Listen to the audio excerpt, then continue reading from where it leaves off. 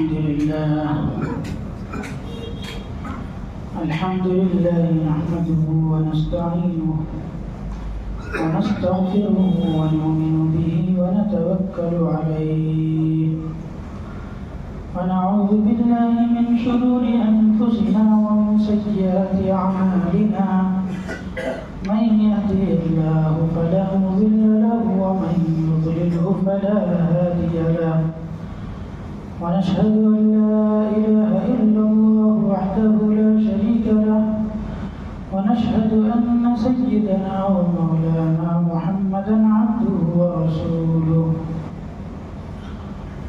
أما بعد فقد قال الله تبارك وتعالى أعوذ بالله من الشيطان الرجيم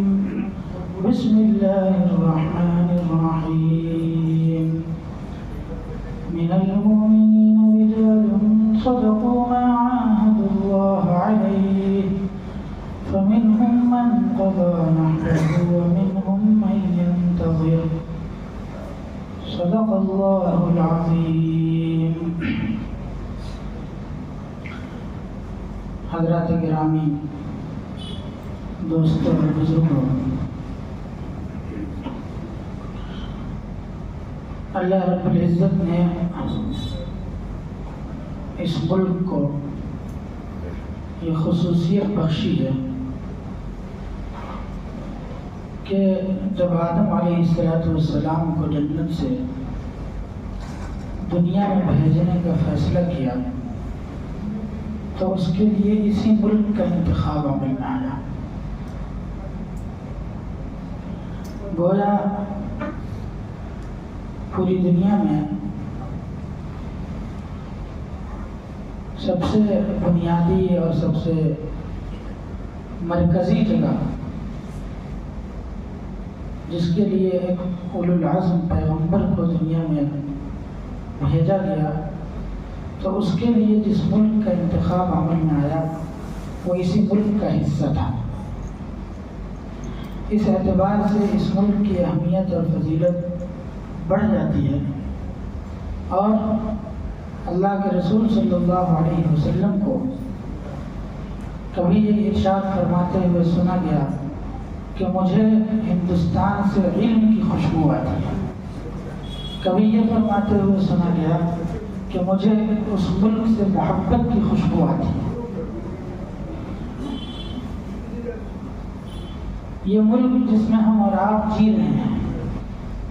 اور جتنی آزادی کے ساتھ اپنے دین پر عمل پیرا ہیں اور جتنی آزادی کے ساتھ اپنے دین کا کام کر رہے ہیں اور جتنے مدارس یہاں آباد ہیں، دنیا کے اور کسی ملک کو یہ شرف حاصل نہیں ہے. اور اس کی وجہ کیا ہے؟ اس کی وجہ یہ ہے کہ اس ملک کو آزاد کرانے کے لیے اور اس ملک کے اندر دین کا کام آزادی کے ساتھ ہو سکے اور اس ملک میں بسنے والے ایک ایک مسلمان کو اور ایک ایک شہری کو اس کے مذہب پر عمل کرنے کی مکمل آزادی ہو، اس کے لیے اس ملک کے علماء نے، ہمارے بزرگوں نے اور ہمارے اسلاف نے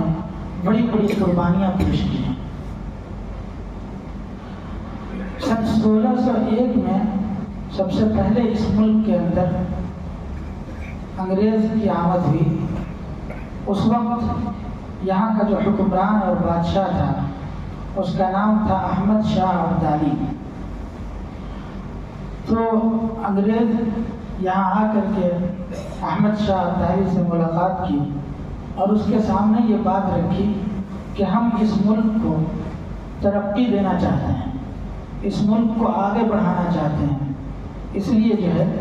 ہم یہاں ایک کمپنی قائم کریں گے اور یہاں کا مال لے جا کر کے برطانیہ میں بیچیں گے اور وہاں کی چیزیں لا کر کے یہاں فروخت کریں گے تو اس سے اس ملک کو ترقی ہوگی. تو ایسٹ انڈیا کمپنی کے نام سے سن 1601 میں انگریز کی آمد کے بعد انگریز جو ہے اسی راستے سے اس ملک میں آیا اور احمد شاہ ابدالی ناعاقبت اندیش تھا. اس نے جو ہے ملک کے ترقی کے نام پر انگریزوں کے نام سے بہت سی زمینیں الاٹ کر دیں اور وقف کر دیا کہ تم اس ملک کو ترقی دینا چاہتے ہو اور اس ملک کو آگے بڑھانا چاہتے ہو تو اتنی زمینیں تمہارے نام ہیں اور تم جیسے چاہو کام کرو۔ دھیرے دھیرے کمپنی تو ایک بہانہ تھا، دھیرے دھیرے جو ہے وہ ہندوستان کے 4 صوبوں پر حکومت کرنے لگی۔ سن 1701 تک جو ہے 100 سال کے اندر ہندوستان کے 4 بڑے بڑے صوبوں پر ان کی حکومت قائم ہو گئی۔ شاہ ولی اللہ محدث دہلوی رحمۃ اللہ علیہ جب یہ پیدا ہوئے تو انہوں نے دیکھا کہ انگریز جو ہے اس ملک میں حکومت کرنے لگے اور انہوں نے اپنی فراست ایمانی سے اس بات کو محسوس کر لیا کہ ان کا مقصد اس ملک کو ترقی دینا نہیں ہے بلکہ اس ملک کو غلام بنانا ہے، اور انگریزوں کا اقتدار اس ملک میں اگر آ گیا اور انگریز اس ملک پر قابض ہو گئے تو اس کا نتیجہ یہ ہوگا کہ اس ملک میں بسنے والے مسلمان اپنی مذہبی آزادی سے محروم ہو جائیں گے اور مذہبی شناخت اس کی ختم ہو جائے گی، پھر وہ اللہ کی عبادت بھی نہیں کر پائیں گے اور دھیرے دھیرے وہ عیسائیت کو فروغ دینے کی کوشش کریں گے اور سارے مسلمانوں کو عیسائیت قبول کرنے کے لیے مجبور کریں گے۔ تو انہوں نے مدینہ منورہ سے تعلیم حاصل کر کے آنے کے بعد یہاں قرآن و حدیث کی تعلیم کو شروع کیا۔ ان سے پہلے علم حدیث کے پڑھنے پڑھانے کا سلسلہ اس ملک میں نہیں تھا۔ لوگ منطق اور فلسفہ کو پڑھتے تھے لیکن علم حدیث نہیں پڑھتے تھے۔ سب سے پہلے انہوں نے علم حدیث کی یہاں بنیاد ڈالی اور پھر ان کے ذریعے سے ان کے ہزاروں شاگرد پیدا ہوئے۔ ہندوستان میں جتنے مکاتب فکر ہیں اور ان مکاتب فکر کے جو علماء ہیں ان کے حدیث کی سند اگر اللہ کے رسول صلی اللہ علیہ وسلم تک پہنچتی ہے تو وہ شاہ ولی اللہ محدث دہلوی کے واسطے سے ہو کر پہنچتی ہے، چاہے وہ دیوبندی ہو یا بریلوی یا اہل حدیث ہو یا کسی اور مکتب فکر سے تعلق رکھنے والا ہو، ہر ایک کی سند پہلے شاہ ولی اللہ محدث دہلوی تک پہنچتی ہے اور پھر ان کے واسطے سے اللہ کے رسول صلی اللہ علیہ وسلم تک پہنچتی ہے۔ انہوں نے اسلام کے معاشی نظام کو، اسلام کے اقتصادی نظام کو مضبوط کرنے کے لیے ایک کتاب لکھی، حجت اللہ البالغہ۔ ان کا مقصد یہ تھا کہ جب تک مسلمان قرآن و حدیث کی تعلیمات سے لیس نہیں ہوں گے، جب تک مسلمانوں کے اندر قرآن و سنت کی تعلیم کا نور نہیں ہوگا، اس وقت تک ان کا ایمان پختہ اور مضبوط نہیں ہو سکتا۔ اس مقصد کے لیے انہوں نے اپنے بیٹوں کو تیار کیا۔ ان کے 4 بیٹے تھے، ایک شاہ رفیع الدین رحمۃ اللہ علیہ، شاہ عبد القادر، شاہ عبد الغنی اور شاہ عبد العزیز۔ تو ان کے بیٹے شاہ رفیع الدین اور شاہ عبد القادر نے مل کر کے قرآن مجید کو عربی زبان سے فارسی میں اس کا ترجمہ کیا، اور قرآن مجید کا ترجمہ عربی کے علاوہ دوسری کسی زبان میں نہیں ہوا تھا۔ سب سے پہلا ترجمہ وہ فارسی زبان میں منتقل ہوا، اور علماء نے لکھا ہے کہ اتنا بہترین ترجمہ انہوں نے کیا کہ اگر قرآن فارسی میں نازل ہوتا تو قرآن مجید کی زبان وہی ہوتی جو ان حضرات کے ترجمے کی زبان تھی۔ ان کے بیٹے شاہ عبد العزیز محدث دہلوی رحمۃ اللہ علیہ، انہوں نے قرآن مجید کی تفسیر لکھی، تفسیر عزیزی کے نام سے، اور ان کے ایک بیٹے شاہ عبد الغنی، ان کے ایک بیٹے کا نام شاہ اسماعیل شہید رحمۃ اللہ علیہ، یہ شاہ ولی اللہ محدث دہلوی رحمۃ اللہ علیہ کے پوتے ہیں۔ تو گویا یہ پورا گھرانہ علمی گھرانہ تھا، اور اس کا مقصد اس ملک کے اندر قرآن و حدیث اور اسلام اور شریعت کی تعلیمات کو عام کرنا تھا۔ شاہ عبد العزیز محدث دہلوی رحمۃ اللہ علیہ ہندوستان کے اندر سب سے پہلے انگریزوں کے خلاف جہاد کا فتویٰ دیا، اور جب انہوں نے اپنی قوم کو انگریزوں کی غلامی میں جکڑا ہوا دیکھا اور انہوں نے محسوس کیا کہ یہ قوم اب انگریزوں کی غلام بن چکی ہے، تو انہوں نے فارسی زبان میں انگریزوں کے خلاف جہاد کا فتویٰ دیا اور یہ لکھا کہ ہندوستان اب دار الحرب بن گیا ہے، اب یا تو دو شکل ہے، یا تو اس ملک کو چھوڑ کر کے یہاں سے ہجرت کیا جائے، یا پھر اس ملک میں رہتے ہوئے انگریزوں سے جہاد کیا جائے اور ان کو اس ملک سے بھگایا جائے۔ شاہ عبدالعزیز محدث دہلوی رحمۃ اللہ علیہ کا فتویٰ آنا تھا کہ پورے ہندوستان کے اندر انگریز دشمنی کی بیج پیدا ہو گئی اور لوگ اپنے اپنے مقامات پر رہتے ہوئے انگریزوں کی دشمنی کی وجہ سے اپنے گھروں سے نکلنا شروع ہوئے۔ مدارس کے علماء قال اللہ و قال الرسول پڑھانے والے وہ اپنے مدرسوں کو چھوڑ کر خانقاہ کے علماء اور مشائخ انہوں نے اپنی خانقاہوں کو چھوڑا اور وہ سب شاہ عبدالعزیز محدث دہلوی رحمۃ اللہ علیہ کے فتوے کی بنیاد پر انگریزوں سے لڑنے کے لیے نکل پڑے۔ اور سلطان ٹیپو شہید رحمۃ اللہ علیہ یہ پہلے شخص ہیں جنہوں نے اپنی فوج کو تیار کیا اور انگریزوں سے لڑنے کے لیے ٹیپو سلطان شہید رحمۃ اللہ علیہ نے سرنگا پٹنم کے اندر، جس کو جو ہے میسور کی خداداد سلطنت کا نام سے یاد کیا جاتا ہے، سب سے پہلی جنگ جو ہے انگریزوں کے خلاف ٹیپو سلطان شہید رحمۃ اللہ علیہ کی ہوئی۔ اور ٹیپو سلطان کی جو تصویر ہمارے درمیان پیش کی جاتی ہے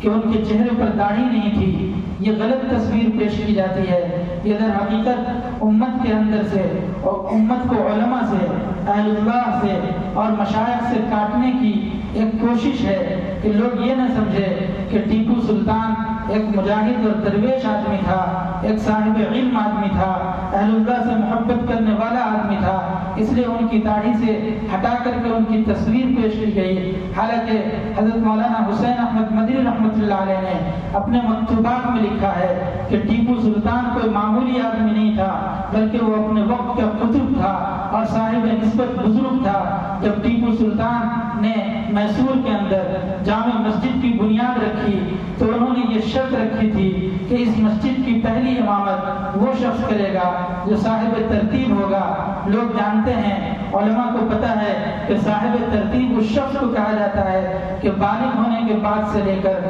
کبھی زندگی میں اس کی 5 نمازیں اکٹھی قضا نہ ہوئی ہو۔ تو انہوں نے جب یہ شرط رکھی کہ ایسا شخص نماز کی امامت کرائے گا جس کی 5 نمازیں کبھی اکٹھی قضا نہ ہوئی ہو، تو بڑے بڑے علماء موجود تھے، مشائخ موجود تھے، لیکن کوئی امامت کے لیے آگے نہیں بڑھا۔ پھر ٹیپو سلطان خود ہی آگے بڑھتے ہیں اور خود ہی امامت کرتے ہیں اور فرماتے ہیں کہ جب سے میں بالغ ہوا ہوں اس وقت سے لے کر کے آج تک زندگی میں کبھی میری 5 نمازیں اکٹھی قضا نہیں ہوئی ہیں۔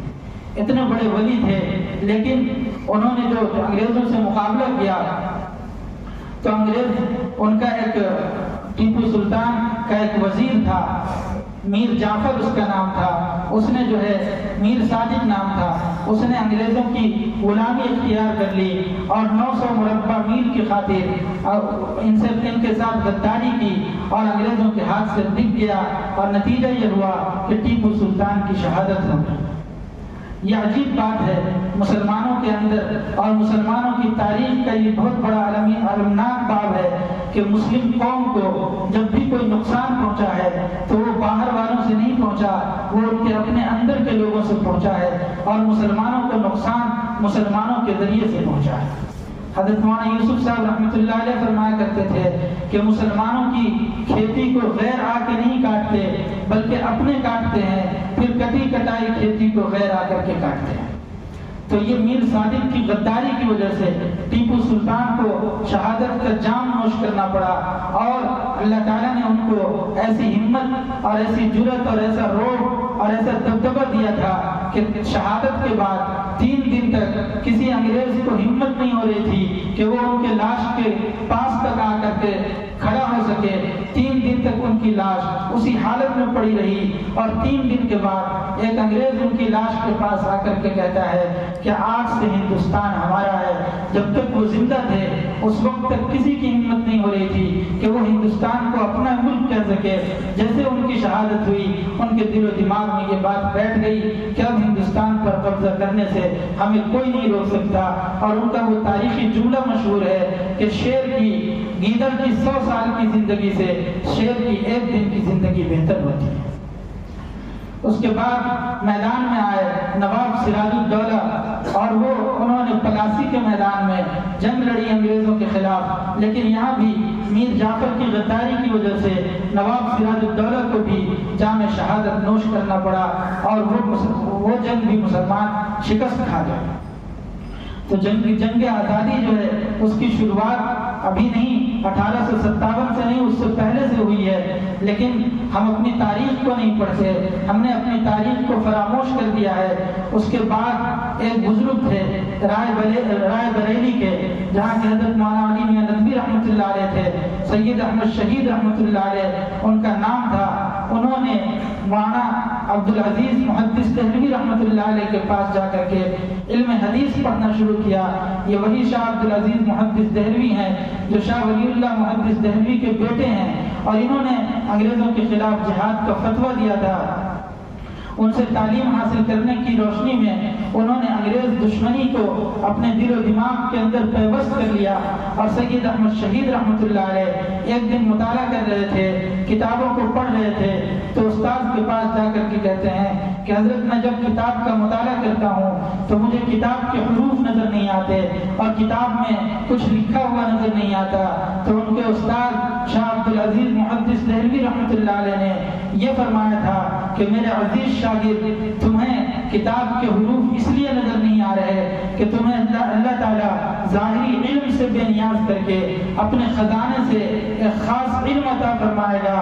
جس علم کو علم لدنی کہا جاتا ہے۔ چنانچہ سید احمد شہید رحمۃ اللہ علیہ ولایت کے اس مقام پر پہنچے ہیں کہ شاہ ولی اللہ محدث دہلوی رحمۃ اللہ علیہ کے بعد ان جیسا ولی ہندوستان کے اندر پیدا نہیں ہوا۔ ان کو کوئی غیر مسلم اگر نظر بھر کے دیکھ لیتا تھا تو وہ نبی کا کلمہ پڑھ لیتا تھا۔ 26 لاکھ سکھوں نے ان کے ہاتھ پر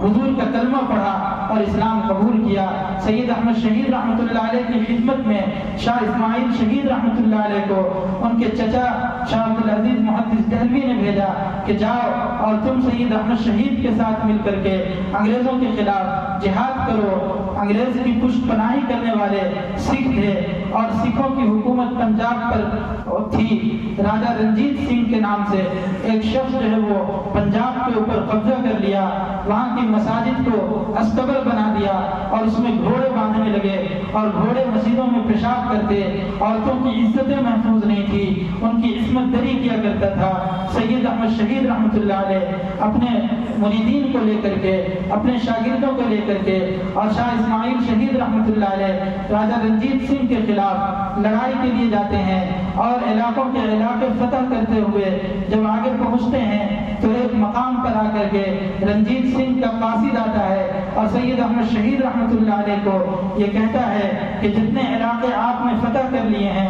وہ آپ کے ہیں، آپ پیش قدمی روک دیجئے، اب آگے مت بڑھیے،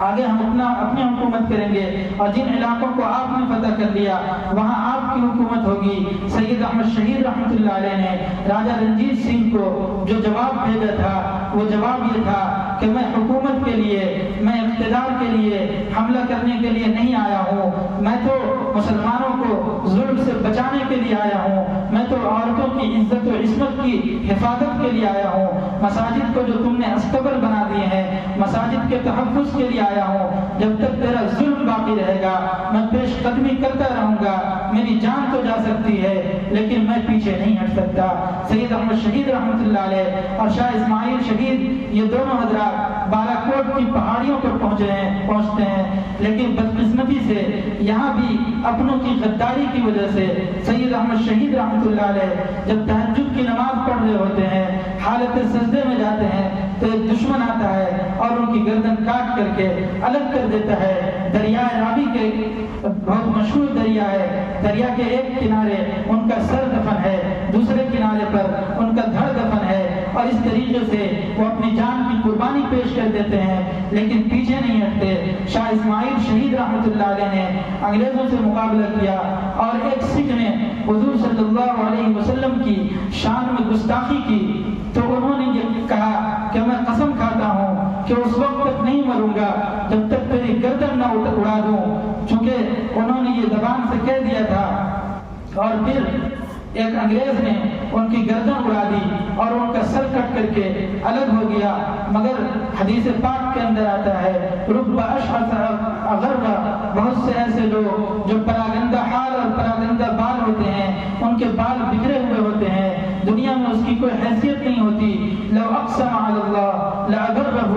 اگر وہ اللہ پر قسم کھا لے تو اللہ ان کی قسموں کو پورا کر دیتا ہے۔ شاہ اسماعیل شہید نے قسم کھا لی تھی اس سکھ کے بارے میں کہ جب تک تجھے قتل نہیں کر دوں گا اس وقت تک مروں گا نہیں، اور ادھر ان کی گردن کٹ گئی۔ تاریخ میں لکھا ہے کہ شاہ اسماعیل شہید رحمۃ اللہ علیہ اپنی کٹی ہوئی گردن کے ساتھ، سر نہیں ہے لیکن تلوار ہاتھ میں لے کر کے اس سکھ کو 1 میل تک دوڑایا، اور پھر اس کی گردن کاٹ کر کے جب وہ گرا ہے تو پھر خود گر گئے، اور اس طریقے سے ان کی شہادت کا واقعہ پیش آیا، اور اللہ نے ان کی قسم کو پورا کر دکھایا۔ انہی بالا کوٹ کے شہداء میں سے اور بالا کوٹ کے مجاہدین میں سے جعفر تھانیسری رحمۃ اللہ علیہ، مولانا مملوک علی رحمۃ اللہ علیہ، مولانا ولایت رحمۃ اللہ علیہ، یہ تینوں حضرات وہاں سے واپس آئے،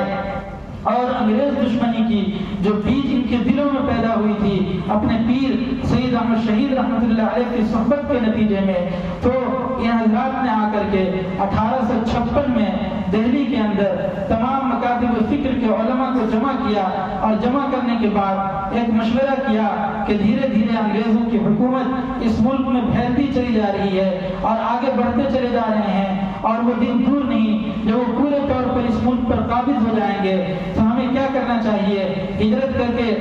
اس ملک کو چھوڑ دینا چاہیے، اور یہاں کے ہزاروں لاکھوں مسلمانوں کو انگریزوں کے رحم و کرم پر چھوڑ جانا چاہیے، یا پھر ان سے مقابلہ کرنا چاہیے۔ تو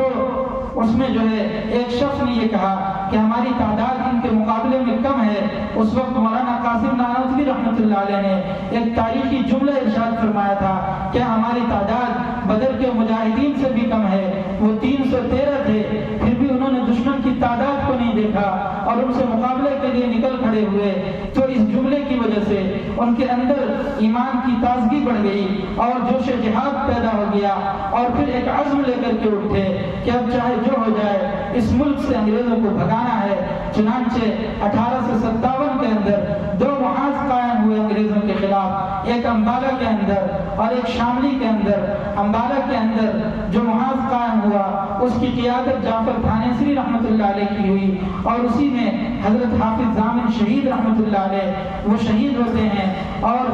شاملی کے اندر جو ہوا اس کی قیادت حاجی امداد اللہ مہاجر مکی رحمۃ اللہ علیہ نے کی۔ اور اس طریقے سے انگریزوں کے خلاف یہ علماء اور مشائخ دشمنوں سے لڑتے رہے، لیکن دشمنوں کے خلاف ان حضرات کی پھر شکست ہو جاتی ہے، اور انگریز نے اپنی ایک میٹنگ بلائی برطانیہ کے اندر، اور وہاں یہ مشورہ کیا کہ آخر کیا بات ہے کہ ہم اتنے دنوں سے ہندوستان پر قبضہ کرنا چاہتے ہیں لیکن ہماری کوشش ناکام ہو جاتی ہے، ہماری حکومت برقرار نہیں رہ پاتی۔ تو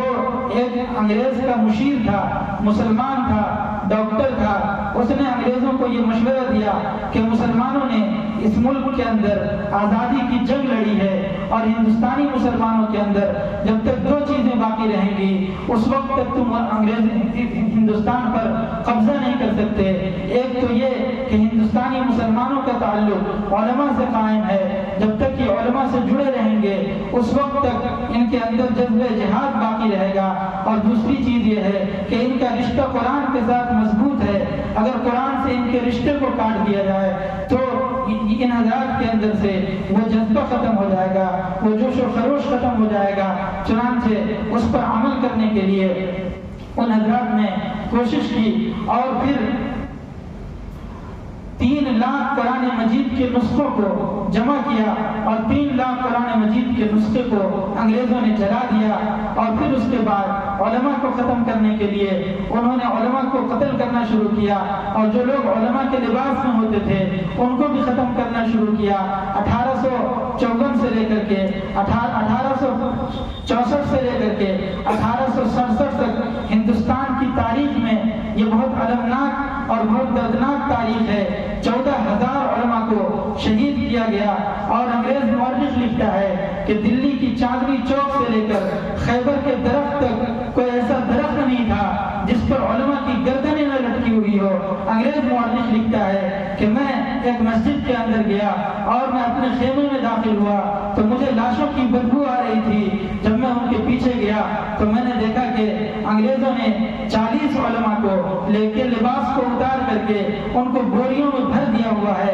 اور ان کو جلا دیا تھا۔ اور دوسرے 40 علماء کو بلایا گیا اور ان کو کہا گیا کہ تم یہ کہہ دو کہ ہم 1857 کی جنگ آزادی میں شریک نہیں تھے اور ہم انگریز سے دشمنی نہیں کرتے، ہم تمہیں چھوڑ دیں گے۔ راوی کہتے ہیں مجھے پیدا کرنے والے کی قسم، ان میں سے ہر ایک نے اپنی جان کو گنوانا منظور کر لیا، شہادت کو قبول کر لیا، لیکن انہوں نے یہ جملہ نہیں کہا اور انگریز کی دشمنی اپنے دل سے ختم نہیں کی۔ اس طریقے سے کبھی جو ہے علماء کو گولیوں میں بند کر کے راوی کے دریا میں ڈال دیا جاتا اور پھر گولیوں سے بھون دیا جاتا تھا۔ اس طریقے سے بہت سے علماء کو شہید کیا گیا، بہت سے مسلمانوں کو شہید کیا گیا، اور ان حضرات نے قربانیاں دی جن کی قربانیوں کے نتیجے میں آج جو ہے ہم اس ملک کے اندر آزادی کی سانس لے رہے ہیں۔ ان حضرات کی قربانیاں نہ ہوتی تو غرض یہ کہ ان حضرات بہت سے علماء شہید ہوئے، بہت سے مسلمان شہید ہوئے، تو پھر اس وقت کے جو مشائخ تھے، اہل اللہ تھے، ان کی فکر بڑھی کہ اگر اسی طریقے سے علماء کو ختم کیا جاتا رہا تو اس ملک میں اسلام کی حفاظت کیسے ہوگی اور اس ملک میں دین کی اشاعت کیسے ممکن ہوگی۔ تو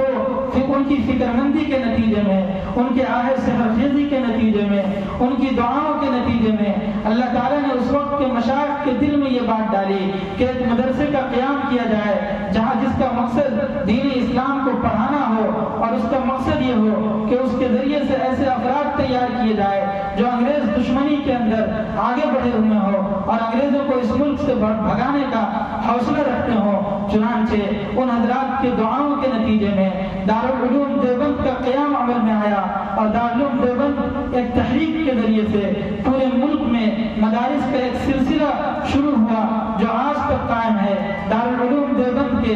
پہلے طالب علم تھے حضرت شیخ الہند مولانا محمود حسن صاحب دیوبندی رحمۃ اللہ علیہ، وہ وہاں کے پہلے استاد بھی تھے، پہلے شاگرد بھی تھے، اور انہوں نے اپنے اساتذہ سے جو انگریز دشمنی سیکھی تھی جس کے نتیجے میں ان کو مالٹا کی جیل میں جانا پڑا، اور یہ وہاں کی سزا بہت خطرناک ہوتی تھی اور انگریز جو ہے ان کو طرح طرح سے ستایا کرتا تھا اور بند کوٹری کے اندر ان کو قید کر کے رکھے ہوا تھا۔ حضرت مولانا حسین احمد مدنی رحمۃ اللہ علیہ ان کے شاگرد تھے، انہوں نے بھی اپنے استاذ کے ساتھ اس جیل میں جانے کو پسند کیا۔ مورخین لکھتے ہیں کہ انگریز ان پر حملہ کرنے کے لیے بڑے بڑے اسلحے کو اندر چھوڑ دیا کرتا تھا تاکہ جو ہے وہ ڈس لے اور یہ ختم ہو جائیں، لیکن مولانا حسین احمد مدنی رحمۃ اللہ علیہ فرماتے ہیں کہ حضرت شیخ الہند رحمۃ اللہ علیہ کبھی ان کے دل میں گھبراہٹ نہیں ہوتی تھی، وہ اسلحے کو دیکھتے اور پھر لا الہ الا اللہ کا ذکر شروع کرتے اور ضرب لگانا شروع کرتے، یہ دیکھ کر کے سانپ بھی ان کے ساتھ ذکر میں مشغول ہو جاتا تھا اور وہاں سے پیچھے ہٹ جاتا تھا۔ اور یہ ان حضرات کی قربانیاں شیخ الہند رحمۃ اللہ علیہ کی جب وفات ہوئی ہے تو وفات کے وقت ان کو غسل دینے والوں نے دیکھا کہ حضرت شیخ الہند رحمۃ اللہ علیہ بہت خوبصورت تھے، گورے چپٹے تھے، لیکن کمر کے اوپر کالے کالے نشان موجود تھے۔ تو مولانا حسین احمد مدنی رحمۃ اللہ علیہ سے پوچھا گیا کہ حضرت کے جسم پر یہ کالے نشان کیسے ہیں؟ تو انہوں نے فرمایا کہ یہ میرے اور حضرت کے درمیان راز کی چیز تھی، لیکن اب ان کی وفات ہو گئی ہے تو بتانے میں کوئی مسئلہ نہیں ہے۔ انگریز ان کو بلاتا تھا اور بلانے کے بعد یہ کہتا تھا کہ تم اپنے فتوے کو واپس لے لو، ہم تمہیں چھوڑ دیں گے،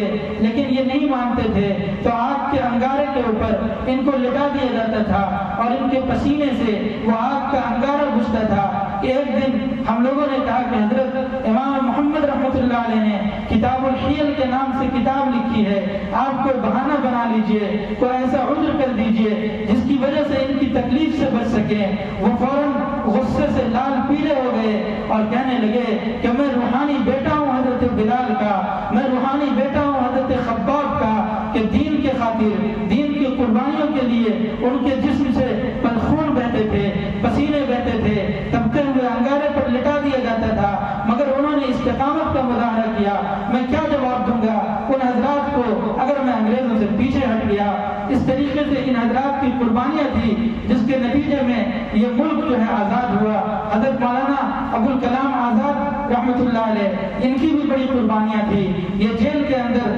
احمد نگر میں تھے تو ان کی بیوی کی طبیعت خراب ہوئی، ان کی بیوی نے خط لکھا کہ میری طبیعت خراب ہے، آپ چھٹی لے کر کے آ جائیے۔ انہوں نے کہا کہ انگریز کے سامنے میں چھٹی کی بھیک نہیں مانگ سکتا، اور ہو سکتا ہے یہ خط جب تک تمہارے پاس پہنچے تو تمہارا انتقال ہو چکا ہو، اور اس کے لیے گھبرانے کی ضرورت نہیں ہے، ہم میدان محشر میں ملیں گے۔ اور واقعتاً ایسا ہی ہوا، جب وہ خط ان کے پاس پہنچا تو ان کا انتقال ہو چکا تھا اور ان کا جنازہ گھر سے رخصت ہو چکا تھا۔ مولانا احمد علی لاہوری رحمۃ اللہ علیہ کو انگریز برف کی سل پہ لٹا دیا کرتا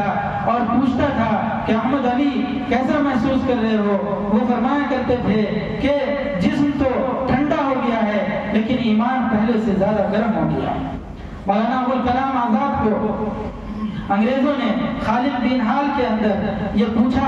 ابوالکلام کے نام سے پکارا، انہوں نے کہا میرا وہ نام لو جو میرے ماں باپ نے رکھا ہے۔ ابوالکلام تو لوگ مجھے فصاحت اور بلاغت کی بنیاد پر، زبان دانی کی بنیاد پر مجھے کہتے ہیں، میرا اصلی نام لکھو۔ تو اصلی نام پوچھا تو کہا کہ میرا نام محی الدین ہے۔ تو اس نے نام لکھا، عمر لکھی اور جگہ کا نام لکھا۔ پھر کہا پیشہ کیا ہے؟ تو کہا پیشہ بتا دوں لکھو گے؟ تو کہا کہ ہاں بتا دو لکھوں گا۔ تو کہا میرا پیشہ انگریزوں سے بغاوت ہے۔ انگریز جج کے سامنے ایسی ہمت اور جرأت اور بہادری کا مظاہرہ کرنا یہ ان حضرات کی فطرت میں تھا، چنانچہ وہ نہیں لکھا اور 6 ماہ کی قید بامشقت لکھی۔ تو حضرت مولانا ابوالکلام آزاد رحمۃ اللہ علیہ نے انگریز جج کو خطاب کرتے ہوئے یہ کہا تھا، اور بہت تاریخی جملہ ارشاد فرمایا، اور یہ کہا کہ 6 ماہ کی قید بامشقت لکھنے میں تمہارے قلم نے جتنی حرکت کی ہے، میرے پیدا کرنے والے کی قسم میرے دل میں ذرہ برابر بھی حرکت نہیں ہوئی اور مجھے ذرہ برابر بھی گھبراہٹ نہیں ہوئی۔ ان حضرات کی قربانیوں کے نتیجے میں آج یہ ملک جس میں ہم مذہبی آزادی کے ساتھ رہ رہے ہیں، ان کی برکت سے، مدارس اسلامیہ کی برکت سے آج ہمارا دین باقی ہے، ہمارا شعار باقی ہے، اور تھوڑی بہت ہم اپنے دین پر مکمل آزادی کے ساتھ عمل کر رہے ہیں۔ ان حضرات کی قربانیوں کو سنانے سے مقصد یہ ہے کہ ہمارے دل کے اندر جب کبھی ایسی نوبت آئے، اس ملک کو ہمارے خون کی ضرورت پڑے، اس ملک کو ہماری قربانی کی ضرورت پڑے،